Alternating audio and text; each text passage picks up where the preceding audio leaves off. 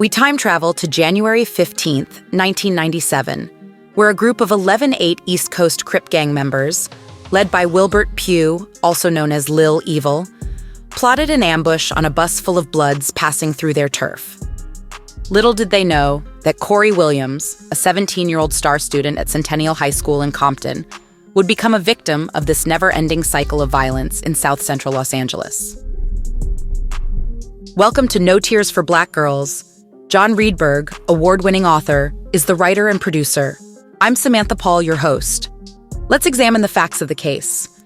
Robert Johnson, aka Lil Bob, or Baby Kiko, was present at the meeting. He was only 16. Another attendee was Nicholas Briggs, but he didn't partake in the attack. 3 or 4 other Crips also attended. On January 16, 1997, the group gathered again. Pugh guided them to the corner of Imperial Highway and Avalon Boulevard, where they lurked for the bus. As 3:30 p.m. approached, a young woman named Corie Williams boarded the vehicle, along with her friend, Tammy Freeman. Tyrone Lewis wore a red Tommy Hilfiger shirt as he took a seat behind the girls. The bus arrived at the desolate corner, resembling a scene from hell. Pugh and Johnson were at the lead of a mob of LA Crips, spilling into the streets with malevolent intent. As Pee-wee and another Crip boarded the bus, Lewis peered outside with terror in his eyes. Before he could move, one of the Crips shouted, "Slob on the bus!" Believing Lewis to be a member of a rival gang, the Bounty Hunter Bloods.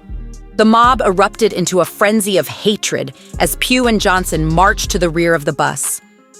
With one final chilling roar of violence, Pugh yelled, "Shoot this motherfucker up!" And Johnson opened fire into the back of the bus as the group of Crips howled in approval. Chaos and despair consumed the moment. The Crips stormed on board, causing a panicked frenzy as people scrambled in terror to take refuge under the seats. Lewis shouted to the bus driver, urging him to keep going as his shirt dripped with Corie's blood. She lay there, her airway severed and life fading away. The woman beside her tried to stem the flow of the crimson liquid. However, the opportunity had already passed.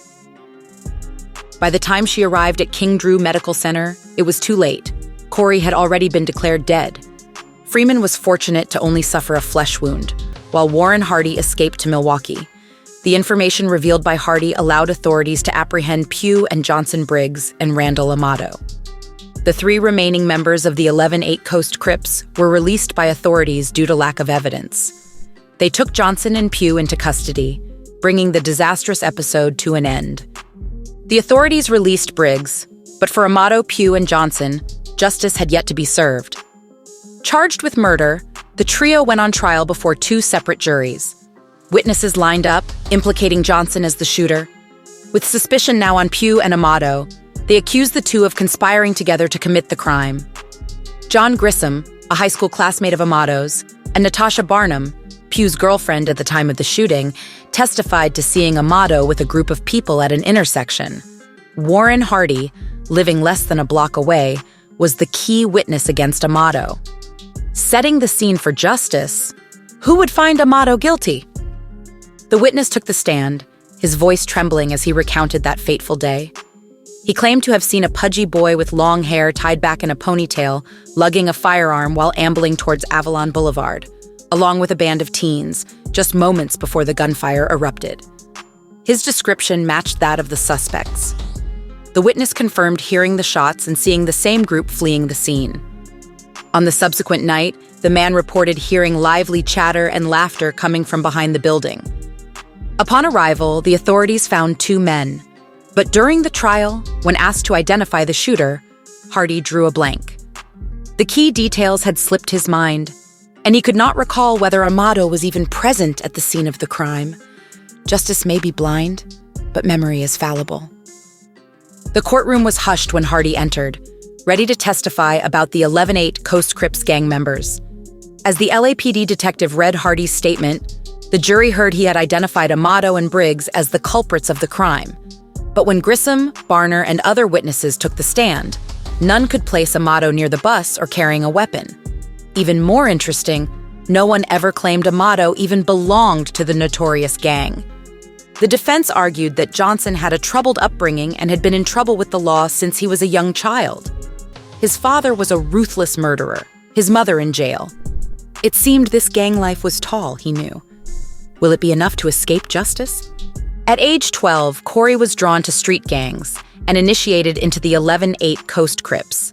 But those who knew her best spoke fondly of her love for oldies music and horror movies. As she approached the pinnacle of her high school journey, graduation, a form ordering her cap and gown was found in her back pocket after her sudden death. Loretta, Corie's mother, felt fear each time her daughter left the house. She believed that riding the bus was a safer option than walking the streets. Bill Cosby expressed his deep sympathy to Corie's mother following the death of her daughter.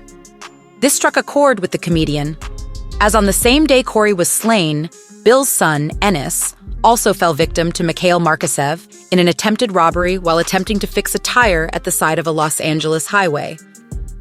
Witnesses who were on the bus during the fatal shooting testified against Randall Amato, Wilbert Pugh, and Robert Johnson in court. And when justice weighed in its verdict, they sentenced all three men to life in prison. The judge's gavel hit the bench and chaos ensued.